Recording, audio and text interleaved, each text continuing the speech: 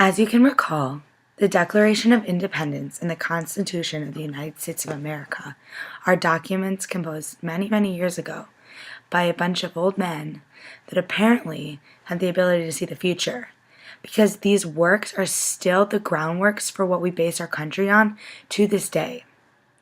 If something written in 1776 is still in order today, what does that say about history's eternity and ability to shape the future? Could we be here if it weren't for the past? Do you think that everything we think in the present tense has components of lessons that we built from experiences in the past? I kind of believe that. Knowing the past can help us predict the future, which is why I believe learning history and its important lessons is so vital. But here's the problem. We often have this tendency to believe what we want to believe, and hear and learn what is only taught to us. Instead of analyzing the situation and recognizing it for what it's worth, we guiltfully comprehend the narrow perspective we can easily understand. We want to either bind ourselves to that one idea or completely falsify it. But fact of the matter is, both are very extreme positions and leave little room for your own thoughts and feelings. I don't know what people mean by history anymore, but social science, defined as the branch of science that studies society and the relationships of individuals within a society, is built almost entirely from past events. The relevance of history to our survival in the developing world cannot be expressed. I believe that one needs to experience it for themselves. After all we've learned this year, doesn't it seem irresponsible to not study history? But to think that we learn from history is also somewhat of an illusion. I feel that we only learn selective elements in history, and probably pay more attention to history when it costs resources such as time, money, or materials. Let's look at race issues, for instance. Race can be about pride, empathy, humanity, and the understanding of value of difference. We all hold misleading stereotypes of people that limit us as individuals to seeing the benefit different cultures can contribute. Come on, let's be serious. We can grow and learn from each other's culture, whether it be Chinese, Korean, African American, you name it. So why should a labeled race ever hold one back? I'm all for individuality and freedom of expression, but when these matters get taken to extreme levels is when it gets dangerous, and the government has to step in.